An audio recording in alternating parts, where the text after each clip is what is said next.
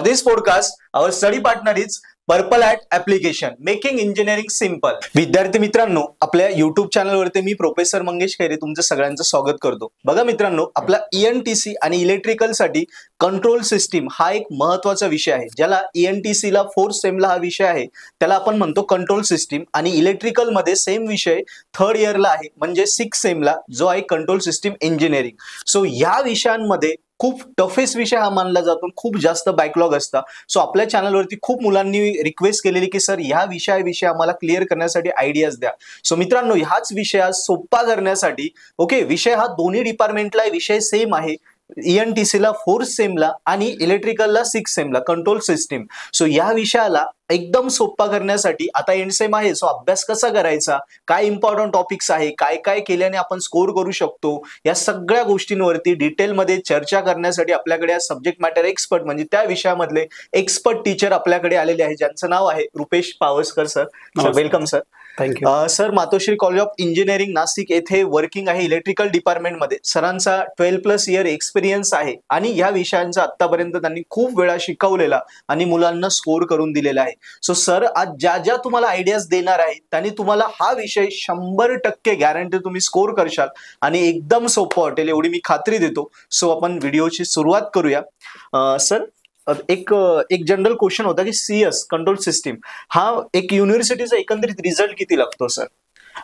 या सब्जेक्टचा रिझल्ट जो युनिव्हर्सिटीचा तो अराउंड 60 to 70% असतो. ओके. म्हणजे तुम्ही जर एखादा थेरॉटिकल सब्जेक्ट बघितला तर त्याच्यामध्ये तो 100% रिझल्ट लागेल. करेक्ट. पण हा थोडा मॅथमॅटिकल बेस्ड आहे, त्यामुळे याचा रिझल्ट 60 to 70% पर्यंत लागतो. ओके. म्हणजे तो म्हणता येईल की खूप कमी रिझल्ट आहे. करेक्ट. कारण तो 3rd इयरला किंवा 2nd इयरला असून पण 60-70% म्हणजे खूपच कमी रिझल्ट आहे. करेक्ट.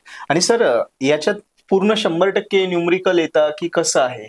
नाही, तुम्ही इलेक्ट्रिकल आणि इलेक्ट्रॉनिक्स दोन्ही जरी विषय बघितलेत आणि क्वेश्चन पेपर जर रेफर केले आधीचे, तर दोघांमध्ये पण जवळपास 40% थेरी असते, 30 to 40% थेरी आहे आणि 60 to 70% न्यूमरिकल बेस्ड सब्जेक्ट आहे असं पण. करेक्ट. म्हणजे आपण असं जर कन्सिडर केलं एंड सेमला जो 41 मार्कला न्यूमरिकल आहेत, हो, आणि 40-45 मार्क 30 म्हणजे असं जर 70 मार्क्सचं पकडलं तर 40-45 मार्क्सला न्यूमरिकल्स असतील आणि 25-30 मार्क्सला जवळपास काय असतील थेरी त्याची असेल. ओके. म्हणजे प्रत्येक क्वेश्चन मध्ये थेरी क्वेश्चन आहेच, कंपल्सरी एक बीट थेरी क्वेश्चन आहेच. ओके. त्यामुळे मुलांना इझी पडतं थोडं, म्हणजे पुढे आपण बोलत होतो याच्यावरती. शुअर. सर मग नेमकी हा विषय बॅकलॉग का राहतो, काय असं मुलं चुका करतात पेपर वेळी? जर मॅथमॅटिकल सब्जेक्ट असेल, तुम्ही मॅथमॅटिक्स बघा, M1, M2, M3, कुठलाही मॅथमॅटिकल सब्जेक्ट पॅटर्न आहे, पेपर कुठल्या क्वेश्चन टाईप वर फिक्स आहे मॅथ्स मध्ये. बरोबर. तसंच याच्यामध्ये पण आहे, क्वेश्चन ठरलेलेच आहेत, पण मॅथमॅटिकल सब्जेक्ट जर असेल त्याला प्रॅक्टिस खूप लागते. करेक्ट. बरोबर ना. एक न्यूमरिकल सॉल्व्ह केलं आणि आपल्याला पूर्ण आलं न्यूमरिकल पुढचं असं नाही होणार. बरोबर. एक तुमचा एक टॉपिक जर असेल त्याच्यावरती 2-3 टाईप सब टॉपिक असतील. बरोबर. आणि त्याच्यावरती क्वेश्चन विचारले जातात. मुलं काय करतात की एकच टॉपिक एकच सब टॉपिक करतात, दुसरे 2 सोडून देतात. एक्झाम मध्ये नेहमी काय होतं, उरल्या 2 वरती क्वेश्चन येतो. करेक्ट. आणि मुलांची इथेच फसगत होते. बरोबर. तर ते अवॉइड केलं पाहिजे. बरोबर सर. त्याच्यामुळे व्हरायटी ऑफ प्रॉब्लेम्स मुलांनी कव्हर करायला पाहिजे, की जसं क्वेश्चन काय चेंज होतो काय नाही. बरोबर. Yes sir. सर मग याचा विषयाचा आता सगळ्यात महत्वाची ही गोष्ट येते की सब्जेक्ट हा न्यूमरिकल बेस जास्त आहे, टफ आहे, युनिव्हर्सिटी रिझल्ट पण डाऊन आहे. मग याला मुलांनी एकंदरीत अभ्यास कसा करायला पाहिजे? म्हणजे मला असं विचारायचं की मॅथमॅटिक्स म्हटलं तर आपण फॉर्म्युले लर्न करायला पाहिजे, मग स्टेप्स लक्षात ठेवल्या तर मॅथमॅटिक्स सोडवता येतं. याचं कसं अभ्यास मुलांनी करायला पाहिजे, अभ्यास स्ट्रॅटेजी काय पाहिजे CS साठी? याला पण मॅथमॅटिक्स सारखंच आहे, M1, M2, M3 सारखंच आहे. मेथड्स ठरलेले आहेत, प्रत्येक क्वेश्चनला मेथड ठरलेली आहे. ओके. म्हणजे बोर्डे प्लॉट असेल त्याला स्टेप्स ठरलेले आहेत, त्या स्टेप फॉलो केला डायरेक्टली एक्झाम्पल तुम्ही सॉल्व्ह करू शकता. रूट लोकस आहे, स्टेप ठरलेलेच आहेत, त्या तुम्ही सॉल्व्ह केला, मेथड सॉल्व्ह केला, न्यूमरिकल तुम्हाला येणार आहे. 12 मार्क्सचं न्यूमरिकल असेल, 12 मार्क्स मिळतील तुम्हाला. 12 मार्क्सला असतं का? बोर्डे प्लॉट 12 मार्क्सला आहे, ENTC ला पण आणि इलेक्ट्रिकलला पण 12 मार्क्सला क्वेश्चन येतो, 12 मार्क्स तुम्हाला मिळणार जर तुमचं एक्सप्लेनेशन आणि तुम्ही सॉल्व्ह व्यवस्थित केलं असेल तर. म्हणजे बोर्डे प्लॉट नीट ड्रॉ केला असेल तर, रूट लोकस नीट ड्रॉ केला असेल तर, किंवा पोलर प्लॉट आहे, नायक्विस्ट प्लॉट आहे, हे सर्व जर तुम्ही नीट जर ड्रॉ केले, तुम्हाला 12 पैकी 12, 10 पैकी 10, 9 पैकी 9 असे मार्क्स मिळणार आहेत. फुल मार्क्स मिळतात. फक्त ते मुलं रिप्रेझेंट कसं करतात त्याच्यावरती डिपेंड आहे.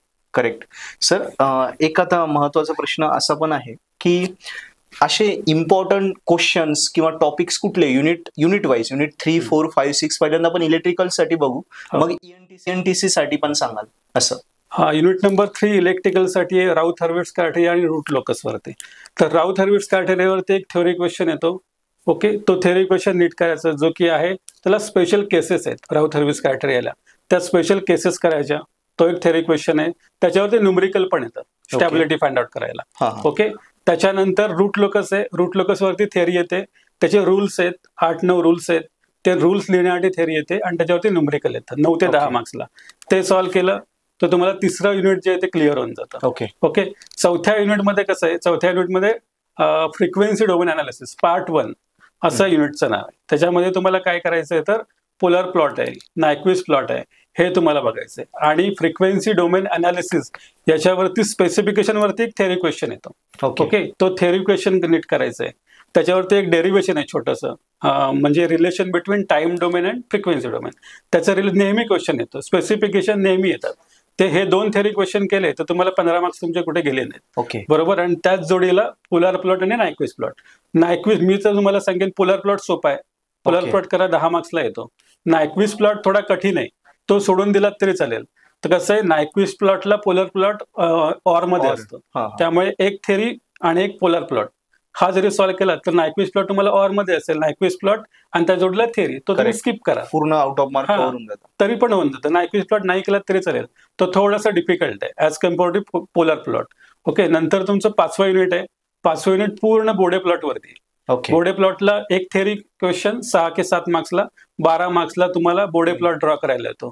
बोडे प्लॉटला ऑर मध्ये बोडे प्लॉटच आहे, त्याला दुसरा क्वेश्चनच नाही, कारण 5वं युनिट पूर्ण बोडे प्लॉट वरती दिलंय इलेक्ट्रिकलसाठी. इलेक्ट्रॉनिक्स साठी थोडं चेंज झालं. इलेक्ट्रॉनिक्स साठी काय केलंय, 5वं युनिट जे आहे ते स्टेट स्पेस अनालिसिस वरती, की जे इलेक्ट्रिकलला लास्ट इयरला आहे. इलेक्ट्रॉनिक्सचं थोडंसं डिफिकल्ट केलंय त्याने सिलेबस. त्यामुळे काय होतं की स्टेट स्पेस अनालिसिस मध्ये पहिल्यांदा काय दिलेलं आहे त्याच्यामध्ये तर स्टेट स्पेस अनालिसिसचे बेसिक्स दिलेले आहेत.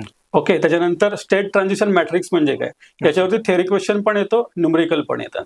ओके, ट्रान्सफर फंक्शन डिराईव्ह करणं कशावरून, तर स्टेट स्पेस दिलेलं असेल एक न्यूमरिकल आणि स्टेट स्पेस दिलेलं असेल न्यूमरिकल, त्याच्यावरनं तुम्हाला ट्रान्सफर फंक्शन डिराईव्ह करायचं आहे. हा एक क्वेश्चन येतो, थेअरी क्वेश्चन पण येतो. त्याच्यामध्ये पण 2 ते 3 टाईप ठरलेले आहेत. 5वा जो युनिट आहे एनटीसीचा, त्याच्यामध्ये 2-3च टाईप ठरलेत, त्याच्यावरती नेहमी क्वेश्चन येतात. तुम्ही जर लास्टचे 3 ते 4 क्वेश्चन पेपर रेफर केलेत, त्याच्यामध्ये 3 क्वेश्चन आहेत, ते ऑलवेज तेच क्वेश्चन विचारले जातील तुम्हाला. ओके, म्हणजे ईएनटीसी आणि इलेक्ट्रिकल साठी युनिट नंबर 3 आणि 4 कॉमन आहे. युनिट 5 मध्ये बघा, युनिट ईएनटीसी आणि इलेक्ट्रिकल दोघांसाठी युनिट 3 आणि 4 मध्ये सरांनी जे आयएमपी सांगितले ते कॉमन आहे, फिक्स आहे. युनिट 5 मध्ये ईएनटीसी आणि इलेक्ट्रिकल डिफरंट आहे, सो त्याच्यात सरांनी दोघांचे डिफरंट सांगितले.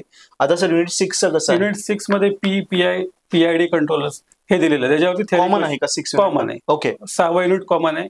थेअरी क्वेश्शन आहे तो पीआयडी कंट्रोलर वरती. आणि नंतर जिग्लर निकल्स एक मेथड आहे, त्याच्यावरती एक न्यूमरिकल येतं. दोघांना जवळपास सेम येतात, काही डिफरन्स नाही. आणि अजून एक मी तुम्हाला सांगेन की 5वं युनिट इलेक्ट्रिकलसाठी फक्त बोडे प्लॉट वरती आहे, पण हे 5वं युनिट जे आहे इलेक्ट्रिकलचं ते ईएनटीसी मध्ये 4थ्या युनिटमध्ये टाकले. 4थ्या युनिटमध्ये काय केलं, ते राऊथ हर्विट्झ वगैरे आहेत 3ऱ्या युनिटमध्ये, पण 4थ्या युनिटमध्ये पोलर प्लॉट, नायक्विस्ट प्लॉट, त्या जोडीला बोडे प्लॉट हे ऍड केले. येस, ओके, हो, असा डिफरन्स, थोडासा डिफरन्स आहे, लार्ज डिफरन्स नाही. पण तुम्हाला स्कोरिंग एवढे मी जे टॉपिक्स तुम्हाला सांगितले तेवढे जरी तुम्ही केलेत तरी तुमचा खूप चांगला स्कोर होऊ शकतो. करेक्ट. सो मुलांना सरांनी पूर्ण तुम्हाला आयडिया, पुस्तकच खोलून दिलं की पूर्ण पुस्तक डायरेक्ट घेऊन सुरुवात करायची जरी असेल तर काय करायचं आणि काय सोडायचं याच आयडिया डायरेक्ट क्लिअर झालाय. कुठल्या टॉपिक डिफिकल्ट आहे, कुठले सोपे आहे, कशावरती फिक्स प्रश्न येतो, पूर्ण दोन्ही ब्रांच वाईज ईएनटीसी आणि इलेक्ट्रिकल वाईज पूर्ण क्लिअरिटी दिली. सो ह्या वेळी तुम्ही कामाला लागा. सर आता अजून एक असा प्रश्न येतो की बघा, पेपर लिहित तुम्ही चेक करता त्यावेळी अशा काय काय सिली मिस्टेक्स होतात ज्या मुलांकडे, त्याच्यामुळे मुलांचे मार्क्स समजा 9 आहे, 9 पैकी 9 भेटत नाही, 6च भेटतात, 12 पैकी 8-10 भेटतात. आणि जेव्हा मुलगा म्हणतो की मी तर पेपर लिहिला समजा 55चा 65चा, मला आले फक्त 27 मार्क 35 मार्क, म्हणजे काय चुका होतात? बरोबर. तर कसं असतं की एक दिवसामध्ये एक्झामिनरला 60 पेपर चेक करायचे असतात. ओके, मिनिमम 60 पेपर हे करावेच लागतात, एक्झामिन करावेच लागतात. ओके, त्याच्यामध्ये कसं आहे, मुलांनी जर नीट लिहिलेलं असतं तर जो एक्झामिनर आहे त्याची मेंटॅलिटी जी आहे ती नीट राहते. करेक्ट. आणि तो व्यवस्थित मार्क्स देत जातो पुढे. बरोबर. पण बऱ्याच वेळा मुलं काय करतात, क्वेश्चन नंबर 1 लिहिला, क्वेश्चन नंबर ए पार्ट आणि बी पार्ट लिहिला, करेक्ट, आणि सी पार्ट काय करतील, क्वेश्चन नंबर 2 लिहितील, नंतर पुढे कुठेतरी लिहितील की क्वेश्चन नंबर 1C, असं कुठेतरी मध्येच कुठेतरी अटॅच करून देतील. बरोबर. मग एक्झामिनरला ती पानं पलटत राहा, हे तिकडे आकडेमोड करत राहा, याच्यामध्ये खूप वेळ जातो आणि बऱ्याच वेळा अक्षर चांगला घडत नाहीत. प्रेझेंटेशन रिप्रेझेंटेशन खूप नीट नसतं बरोबर. मुलांचं. त्यामुळे बऱ्याच वेळा मार्क्स जातात. तुमचं जर प्रेझेंटेशन नीट असेल तर तुम्हाला खूप चांगले मार्क्स मिळून जातात. म्हणजे कधी कधी असं होतं की एखादं प्रेझेंटेशन खूप चांगलं असतं आणि त्याने थोडीशी एखादी स्टेप थोडीफार चुकली असं तरी पण त्याला 8 पैकी 8 मार्क्स मिळतील. पण एखाद्याचं प्रेझेंटेशनच जर गचाळ असेल तर काय होतं, त्याने पूर्ण व्यवस्थित जरी लिहिलं तरी 1 मार्क्स कट होऊन जातो. मानसिकता टीचरची मानसिकता खराब होते. त्याने काय लिहिलं हे समजून घ्यावं लागतं पहिलं. पण तुमचं जर प्रेझेंटेशन चांगलं असेल तर कसं होतं, ते लगेच समजून जातं की ह्याला काय म्हणायचं. करेक्ट. त्यामुळे कसं होतं, मेंटॅलिटी काय होते पेपर चेक करताना की बाबा याने खूप चांगला पेपर लिहिला, याला लगेच हात सोडून मार्क्स दिले पाहिजे, मोकळ्या हाताने मार्क्स दिले पाहिजे आणि लगेच चांगले मार्क्स मिळतात. त्यामुळे प्रेझेंटेशन नीट ठेवा. सप्लिमेंट घेतली म्हणजे तुम्हाला जास्त मार्क्स मिळतील असं पण नाही. करेक्ट. काय काय मुलं सप्लिमेंट घेतात आणि 70 पैकी 30 किंवा 35 मार्क्स मिळतात. तेच ना. आणि काही वेळा कसं होतं, विदाऊट सप्लिमेंट मुलं 70 पैकी 60 मार्क्स पण बरोबर. असे पण बऱ्याच वेळा क्वेश्चन पेपर आन्सर शीट येतात आपल्या. करेक्ट. त्यामुळे प्रेझेंटेशनवर जरा भर चांगला द्या. सर, ह्या सब्जेक्टमध्ये न्यूमरिकल येतातच फिक्स असे टाईप कुठले? आता मी सांगितलं तसं की रूट लोकस आहे येणारच, राउथ हर्विट्ज क्रायटेरिया येणारच, न्यूमरिकल बोडे प्लॉट येणारच, पोलर प्लॉट जो आहे त्याच्यावरती क्वेश्चन हमखास असणार. परत झिगलर निकोलस क्रायटेरिया त्याच्यावरती न्यूमरिकल असणार. हे जेवढे मी क्वेश्चन सांगितले ते जरी बघितले तरी 40-50 मार्क्स मिळतात. आणि जे ग्राफ आहे तो प्लॉट करायला ग्राफ पेपर वरती ग्राफ पेपर रूट लोकस साठी युनिव्हर्सिटी हे देते, ग्राफ पेपर देते. सेम्युलॉग पेपर तुम्हाला बोडे प्लॉट साठी तो देतात. पोलर प्लॉटला काही ग्राफ पेपरची गरज नाही, तो डायरेक्टली तुम्ही रफली काढायचा असतो. ओके. त्यामुळे आन्सर शीटवरतीच. त्यामुळे तुम्हाला रूट लोकस साठी साधा आपला जो ग्राफ पेपर आहे तो आणि बोडे प्लॉट साठी सेम्युलॉग पेपर हे 2 प्रोव्हाइड केलेले असतील. आता काही मुलांनी अशी कमेंट केली होती की ग्राफ आम्ही पेन्सिलीने काढण्यात वेळ जातो, पेनानेच लगेच फास्ट काढलं चालतं का? नाही, कसं होतं, बऱ्याच वेळा चुका होतात त्याच्यामध्ये आणि मग म्हणजे आपल्याला माहिती असतं पण तरी पण चूक होऊ शकते आपण कधी कधी काढताना. तर त्यामुळे कसं होतं, पेन्सिलने काढलेलंच बेटर होईल. पेन्सिलने काढलं तर खोडता येतं, बरोबर. पेनने काढलेलं खोडू शकत नाही. म्हणजे तसा काही नियम नाही, पण सरांचं म्हणणं आहे की चुका अवॉइड करण्यासाठी आपण पेन्सिलच वापरा. आणि तुम्ही परत ते अर्धवट तुम्ही सॉल्व्ह केलेलं असेल एखादं ग्राफ तुम्ही आणि ते तुम्ही पेनाने ड्रॉ केला तर नंतर कसं होईल, तुमचं पूर्ण ग्राफ फुकट जाईल, तो खोडू शकत नाही तो. करेक्ट. राईट. पण पेन्सिलने तुम्ही केलेलं असेल तर खोडू शकता आणि पुढे जाऊ शकता. किंवा जर पेनाने तुम्ही ड्रॉ केला अर्धा आणि परत नवीन ग्राफ पेपर घेणार त्याच्यामुळे तुमचा खूप वेळ जाऊ शकतो. करेक्ट. ओके. आणि एक आनंदाची गोष्ट अशी आहे की इलेक्ट्रिकल साठी जो 2.5 तासाचा पेपर होता तो आता 3 तासाचा झालेला आहे. म्हणजे कंट्रोल सिस्टीम इंजिनिअरिंगचा 30 मिनिटं वाढवलेले आहेत सध्या. फक्त एवढ्या एकच पेपर? ENTC इलेक्ट्रिकलचा कंट्रोल सिस्टीम इंजिनिअरिंगचा. असं का सर? कारण थोडासा लेंदी पेपर आहे. म्हणजे बऱ्याच जणांची अशी रिक्वायरमेंट होती की आम्हाला थोडा जास्त वेळ पाहिजे. ओके. याच्या आधी जो 2008 पॅटर्न होता त्यावेळी पण मला वाटतं तो 3 तासाचाच म्हणजे होता. म्हणजे जर 3 तासाचा हे होता टाइम, तो अर्धा तास वाढवलेला होता त्यावेळी. कारण तेव्हा 100 मार्क्स तो 3 तासाचा 3 तासाचा असायचा, तो 3.5 तास होता. करेक्ट. तो आता परत 2.5 तासाचा होता, तर आता 3 तास केला, अर्धा तास वाढवलाय. कारण मुलांचीच रिक्वायरमेंट होती. आणि ENTCला नाही, ENTCला तरी अजून मला वाटतं सर्क्युलर आलेलं नाही, कन्फर्म नाही झालं, पण इलेक्ट्रिकलला आलेलं आहे. ओके. आणि इलेक्ट्रिकलचं पुढे कंट्रोल सिस्टीम 2 म्हणजे ऍडव्हान्स कंट्रोल सिस्टीम आहे, त्याला पण अर्धा तास वाढवलेला आहे. ओके. ओके. 7 सेमचा जो आहे त्याला. Yes sir. असं हे आहे की जे मुलांना समजा आत्ताच अभ्यासाला सुरुवात करताय, समजा आतापर्यंत काही केलं नाही, इन सेम जस्ट समजा आहे काठावर पास आहे वगैरे, आतापर्यंत आता पण सुरुवात करायची, सो त्यांच्याकडून होईल का आतापासून जरी केलं? नक्कीच होणार, का नाही होणार, होणार नक्कीच. काय असं त्यांना जस्ट फक्त असे काही टार्गेट मुलं असतात की ज्यांना फक्त पास व्हायचंय, 45-50 मार्क घ्यायचे, तर त्यांनी काय करायला पाहिजे त्या केसमध्ये? ज्याची समजा ऍव्हरेज आहे, खूप बुद्धिमत्ता चालत नाही आणि हे गणित सोडवणं एवढे सोपे नाही, त्यांनी काय करायला पाहिजे? सोपं काय सोडवायला पाहिजे? मग हे तुम्ही टॉपिक जे सांगितले त्यांची थेअरी क्वेश्चन्स करणे हा एक पहिला पर्याय आहे. बरोबर, थेअरीवाले. आणि दुसरा पर्याय म्हणजे राउथ हर्विट्ज क्रायटेरिया एकदम इझी आहे. त्याच्यामध्ये फक्त असं क्रॉस मल्टिप्लिकेशन वगैरे, त्यात काहीच नाही वेगळं. त्याच्यात 7 ते 8 मार्क्सला क्वेश्चन येतो. ओके. तो एक करणे.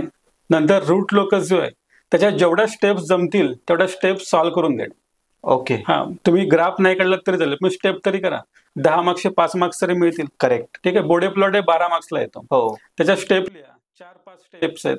आणि म्हणजे तो 2 पार्ट मध्ये, एक मॅग्नेट्यूड प्लॉट आणि एक फेज प्लॉट मध्ये. मॅग्नेट्यूड प्लॉटला जवळपास 5 स्टेप आहेत. बरोबर. ओके. त्यातल्या तुम्ही फक्त स्टेप्स जे आहेत ते सॉल्व्ह करा बोडे प्लॉट ड्रॉ करायला कठीण आहे, बऱ्याच बरोबर. मुलांना तो प्रॉब्लेम येतो. स्टेप्स लिहा, तुम्हाला 4-5 मार्क्स मिळतील. ओके हे 5 मार्क्स, हे 5 मार्क्स जोडून जोडून तुमचे 28 मार्क्स आरामात होतील. ओके, या पद्धतीने जायला हा, आणि शेवटचं युनिट ज्यामध्ये थेरी जास्त येते, म्हणजे 6वं युनिट जे आहे ना, हा त्याच्यामध्ये पीआय कंट्रोलर, पीआयडी कंट्रोलर, त्याच्यावरती थेरी जास्त येते. त्यामुळे ते थेरी क्वेश्चन नीट करा. करेक्ट, म्हणजे त्या जर मला 17 मार्क्सचा जर पेपर असेल, हो. त्यात तुम्हाला 10-12 मार्क्स मिळायला हरकत नाही. मिळायला हरकत नाही. हा. आणि सर कितीतरी मुलं क्रिटिकलला आहेत, हो. गोल्डनला आहे, लास्ट अटेम्प्ट आहे त्यांचा. Right. ते जर यावेळी क्लिअर नाही आले ते बी ला नाही जाऊ शकते. नाही सॉरी, जाऊ. लास्ट इयर त्यांचं क्लिअर होणं अवघड होऊन जाईल. हो, बरोबर. त्यांना क्रिटिकल वाल्यांना तुम्ही काय सजेस्ट कराल, काय अभ्यास करा? म्हणजे सेकंड इयर साठी आपण म्हणता हा. ईएनटीसी साठी. मग हेच टॉपिक जे आहेत त्यांची खूप प्रॅक्टिस करणं, अजून पण वेळ गेलेली नाहीये. खूप मेहनत घ्या. जास्त वेळ, तुम्ही जर रेग्युलर 4 तास अभ्यास करत असाल, 8 तास अभ्यास करा. करेक्ट, ह्याला पर्याय नाही. याला पर्याय म्हणजे काहीच नाही. या मॅथमॅटिकल Tough सब्जेक्टना आहे. फक्त प्रॅक्टिस करणे हाच आहे. जर तुम्हाला खूप कठीण जात असेल तर फक्त प्रॅक्टिस करा. 1 न्यूमेरिकल सॉल्व्ह करणार असेल तर 3 न्यूमेरिकल सॉल्व्ह करा, बरोबर आहे. जेणेकरून तुमची खूप चांगली प्रॅक्टिस होईल. आणि दुसरं म्हणजे एखादा टॉपिक घेतला ना, तो पूर्ण कम्प्लीटच करायचा. करेक्ट, तो अर्धवट केला आणि सोडून दिला, काही उपयोग नाही. तुम्ही जो सोडाल ना, त्याच्यावरतीच क्वेश्चन येईल नेहमी. बरोबर. असं होतं, म्हणजे आपलं बॅड लक असतं असं खरी गोष्ट बऱ्याच आहे. वेळा. त्यामुळे शक्यतो एखादा टॉपिक घेतला, रूट लोकस घेतला, पूर्ण कम्प्लीट करायचा. तुम्ही राऊथ हर्विट्झ क्रायटेरिया घेतला, पूर्ण कम्प्लीट करा. जे टॉपिक करणार ते नीट करा. करेक्ट. हेच एक म्हणजे ऍडवाइस असेल मुलांसाठी. हो, कारण मग बघा, नाही तर जे सेकंड इयरला आहे, जे थर्ड इयरला ईएनटीसी वाले, त्यांना हा क्रिटिकल आहे, बी ला नाही जाता येणार. आणि इलेक्ट्रिकलचे जे ऑलरेडी लास्ट इयरला आहे पण क्लिअर नाही आलं तर एक्सटेन्शन पडेल त्यांना. सो त्यामुळे तुम्ही हा सिरियसली घेणं गरजेचं आहे. आणि सर आता एंड सेम आहे, सो ज्याला 70 पैकी 60च्या वर जायचं, टॉप करायचं, सो टॉपरनी कसा अभ्यासाचा आत्तापासूनची तयारी पाहिजे? कारण टॉपर पहिल्यापासून अभ्यास करतच असेल. मग Topper, आता त्याची मानसिकता कशी पाहिजे, कशा प्रकारे अभ्यासाचा पॅटर्न पाहिजे? असं टॉपर मुलांचं जर बघितलं, म्हणजे आता जेवढा मला स्कोर होतो का सर याच्यामध्ये? स्कोर आरामात होतो. 60च्या वरती स्कोर होऊ शकतो. ओके, कारण हा मॅथमॅटिकल सब्जेक्ट आहे, हा. न्यूमेरिकल्स असतात. 12 मार्क्सच्या न्यूमेरिकलला 12 मार्क्स मिळतात. ओके. 8 मार्क्सच्या न्यूमेरिकलला 8 मार्क्स मिळणार. त्यामुळे 60 मार्क्स आरामात मिळू शकतात. जे मॅथमॅटिकल सब्जेक्ट आहेत त्यांना 70 पैकी 60 मार्क्स आरामात मिळतात, 65 पण मिळतात. बरोबर आहे. म्हणजे पेपर चेक करते वेळी बघितलेत की काही Correct. मुलांना 70 पैकी 64 मार्क्स, 63 मार्क्स असे मिळालेले. अरे बापरे. हा, मिळतात. कारण मुलं तेवढी प्रॅक्टिस करतात, मेहनत घेतात. जर एखादा टॉपर असेल किंवा एखादा जो स्मार्ट मुलगा असेल, त्याचा आधीच झालेला असेल अभ्यास, करेक्ट. तर आता काय करेल, फक्त रिव्हिजन करेल किंवा अजून मोर प्रॅक्टिस करेल. हो, त्यामुळे त्यांना 70 पैकी 70 पण मिळू शकतात, जर एक खूपच चांगला पेपर आला, करेक्ट. इझी पेपर आला आणि त्या मुलाचा पूर्ण स्टडी झालेला असेल तर. 70 पैकी 60 तरी आरामातच मिळते. 70 पैकी 70 नाही, पण 60 तरी मिळतीलच. बरोबर. 60च्या वरती पण जाऊ शकतात. आणि sir PYQ, previous year question paper, त्याचा फायदा होतो का? होतो, नक्कीच होतो. कारण कसं आहे, क्वेश्चन जे थेरी क्वेश्चन्स आहेत हा. सेम पडतात, रिपीट थेरी रिपीट होतात, त्याच्यामध्ये Okay. काहीच चेंज होत नाही. तुम्ही लास्ट 3 इयरचे किंवा 4 इयरचे क्वेश्चन पेपर बघा, थेरी क्वेश्चन सेम आहेत, ठरलेलेच आहे. ठरलेलेच आहेत. हा. तेच क्वेश्चन करायचे, Okay. तुम्हाला मार्क्स मिळतील. Correct. 7 मार्क्सचा असेल तर 5 तरी मिळतील आरामात. किंवा 6 तरी मिळतील. आणि जर खूपच चांगलं लिहिलं, मग काही सांगितलं जसं की प्रेझेंटेशन खूप चांगलं असेल, 7 पैकी 7 मार्क्स मिळतात. त्यामुळे थेरी क्वेश्चन नीट करा, हा पहिला ऍडवाइस आहे. हो. आणि दुसरं म्हणजे खूप प्रॅक्टिस करा, जे न्यूमेरिकल्स आहेत त्यांचे. एक न्यूमेरिकल सॉल्व्ह केलं आणि थांबू नका. एक टाईपचे 5-5 न्यूमेरिकलचे प्रॅक्टिस करा, अजून वेळ आहे, खूप वेळ आहे. म्हणजे काही जण म्हणतील की खूप वेळ कमी आहे, मी म्हणेल की खूप वेळ आहे तुमच्या. बरोबर आहे. कॅल्क्युलेशन जर तुमचं चांगलं असेल, तुम्हाला जर प्रत्येक सब्जेक्ट जर तुम्हाला व्यवस्थित जर तुम्ही टाइम देऊन जर टाइम टेबल बनवलं की 4 सब्जेक्ट आहेत तुम्हाला, आता इलेक्ट्रिकलचं बोलायचं झालं तर प्रत्येक सब्जेक्टचं तुम्ही टाइम टेबल केलं दिवसागणित आणि जर तसा अभ्यास केला तर तुम्हाला खूप वेळ आहे तुमच्याकडे आणि चांगला स्कोर होऊ शकतो, अबोव्ह 60 होऊ शकतो. Yes sir. आणि मुलं करतात, त्यात काही नवीन नाही, मुलं करतात. बघा, किती सरांनी सांगितलं की 64-65 मार्क 70 पैकी आहेत मुलांना. सो ज्याला टॉप करायचं त्याला तरी ही संधी आहे. जे सरांनी मगाशी सांगितलं ते पॅटर्न फॉलो करा, त्या गोष्टी फॉलो करा, आरामात विषय स्कोर होतो. फक्त प्रॅक्टिस मोर करा. सर, पेपरला चेकिंगला मार्क्स कसे डिस्ट्रीब्युटेड असतात? समजा 12 मार्क आहे तर तो क्वेश्चनला मार्क्स कसे डिस्ट्रीब्युट केलेले असतात? ते कसं असतं की स्टेप वाईज मार्क्स असतात. आता 12 मार्क्सचा क्वेश्चन आहे, म्हणजे आपण बोडे प्लॉट कन्सिडर करतो. त्याच्यामध्ये 2 टाईप आहेत, एक आहे मॅग्नेट्यूड प्लॉट, एक आहे फेज प्लॉट. बरोबर. मॅग्नेट्यूड प्लॉट मध्ये जवळपास 5 स्टेप आहेत, मग प्रत्येक स्टेपला 5 मार्क्स मिळतील. फेज प्लॉट मध्ये 2 स्टेप आहेत, त्या 2 स्टेपला 2 मार्क्स, म्हणजे 7 झाले. आणि उरलेले 5 आहेत ते तुम्ही ड्रॉ करण्यासाठी आहेत. ओके. आणि स्टॅबिलिटी फाइंड आउट, स्टॅबिलिटीवरती कमेंट करण्यासाठी एखादा मार्क्स. करेक्ट. असे प्रत्येक स्टेपला 1-1 मार्क्स असेल. ओके. कधी कधी हा पॅटर्न चेंज पण होतो, म्हणजे कसं की it is depend upon chairman, subject chairman. Okay. ते सोल्युशन कसं काढेल त्याच्यावरती पण डिपेंड आहे, म्हणजे तो मार्क्सचं डिस्ट्रीब्युशन कसं देईल. आणि त्याला फॉलो करूनच आम्हाला काय करावं लागतं, पेपर चेकिंग करावं लागतं. ओके. पण बऱ्याच 99% तो पॅटर्न सेमच राहतो. स्टेप वाईज मार्क्स मिळतात. म्हणजे असं काही नाही की बाबा तुमचं शेवटचं आन्सर चुकलं म्हणून तुम्हाला 0 मार्क्स मिळतील, असं काही नाही. स्टेप्सला मार्क्स मिळतात, त्यामुळे स्टेप्स ज्या आहेत त्या सॉल्व्ह करायच्या, तुम्हाला मार्क्स मिळत जातील. Correct. Sir, one last question. असं आता 28 मार्कला एंड सेमला पासिंग आहे, सो असा गेस पेपर काय आहे तुमचा की हे येणारच आहे भाऊ? मी आता सांगितलं हे क्वेश्चन येतातच. कंट्रोल सिस्टीम असा पेपर आहे की फक्त मेथड लक्षात ठेवायच्या आणि त्या सॉल्व्ह करायच्या. आणि जे टॉपिक जे सांगितले ते जे एक्सप्लेन केले, हे टॉपिक फिक्सच आहे, त्याच्या पुढे क्वेश्चन जातच नाही. बघा मुलांनो, एवढं सरांनी परफेक्ट तुम्हाला अख्ख्या पुस्तकात काय करायचं डायरेक्ट आणून दिलं. सर, मग काय असे टॉपिक आहेत आपण काय करायचे बघितले, सो कुठले खूप टफ आहे की एकदम समजा ऍव्हरेज मुलांनी नको करायला किंवा ते सोडले तरी चालेल असं? मला फक्त म्हणजे असं जेवढं आता मी मुलांशी डिस्कशन करतो त्याच्यामध्ये एकच जाणवलं की नायक्विस्ट प्लॉट जो आहे तो मुलांना समजतच नाही. ओके. त्यामुळे तो स्किप करा डायरेक्टली, असं मी त्याला और आपल्याला पूर्ण क्वेश्चन कव्हर होऊन जातो. आणि जरी नसेल होत ना तरी डोक्याला जास्त त्रास घ्यायचा नाही, तो सोडून द्यायचा, कारण तो बऱ्याच वेळा जमतच नाही. करेक्ट. त्यामुळे तो स्किप करा, पण बाकीच्याला जेवढं जमेल तेवढं तरी सॉल्व्ह करा. म्हणजे पूर्ण नाही होणार, तुम्हाला ड्रॉ करता रूट लोकस ड्रॉ नाही करता येणार, पण त्याचे स्टेप्स सॉल्व्ह करता येतील. राईट. बोडे प्लॉट आहे तो तुम्हाला ड्रॉ नाही करता येईल, पण त्याच्या स्टेप्स सॉल्व्ह करू शकता तुम्ही. तेवढं करा, जेवढं जमेल तेवढं तरी करा. म्हणजे सोडून नका देऊ पूर्ण, जेणेकरून तुम्हाला 12 पैकी किंवा 10 पैकी निम्मे तरी मार्क्स मिळतील. ते ड्रॉ करण्याचे मार्क्स जातील पण स्टेप्सचे मार्क्स मिळतील. 28 मार्क्स इझिली मिळतात. फक्त थोडंसं लक्ष देऊन स्टडी करा, म्हणजे थोडंसं टाइम टेबल आखून स्टडी करा. आणि नंतर क्वेश्चन पेपरमध्ये क्वेश्चन आन्सर लिहिताना थोडेसे प्रेझेंटेशन नीट ठेवा आणि सिक्वेन्सनेच लिहा. क्वेश्चन नंबर 1 लिहिला, नंतर मग अचानक त्याच्यामध्ये क्वेश्चन नंबर 2चा बी पार्ट लिहिला, सी पार्ट लिहिला, असं करू नका. मध्ये मध्ये असं गिचडी करू नका. करेक्ट. सिक्वेन्शियली सॉल्व्ह करा. थोडंसं म्हणजे जो एक्झामिनर आहे त्याला थोडंसं चांगलं वाटलं पाहिजे, बाबा क्वेश्चन आन्सर शीट कडे बघून खूप चांगला पेपर लिहिला असं वाटलं पाहिजे. हुशार विद्यार्थी, व्यवस्थित लिहिला. आणि असं नाही की पहिलाच क्वेश्चन सॉल्व्ह करायला पाहिजे. तुम्हाला असं वाटलं की बाबा मला चौथा क्वेश्चन चांगला येतो, चालतं का? चालतं. तुम्ही चांगला चौथा क्वेश्चन तुम्हाला चांगला येतोय ना, तो पहिला लिहा. म्हणजे इम्प्रेशन त्याच्या मनात पण चांगलं जातं, पहिलं जातं की याला येतंय बाबा. 100. तसं पण करा, त्यामुळे तुमचा स्कोर होईल चांगला, 100 मार्क्स चांगले मिळतील.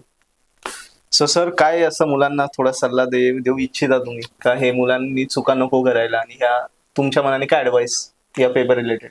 नाही, चुका आता मी जेवढ्या डिस्कशन मध्ये सांगितलं त्या चुका अवॉइड करणं म्हणजे की पहिलं प्रॅक्टिस जास्त करणे. आतापर्यंत जर चुका झालेल्या असतील की आपण जास्त टाइमपास केलेला असेल, मोबाईल जास्त बघितलेला असेल, तर मोबाईल बाजूला ठेवून द्या सध्या.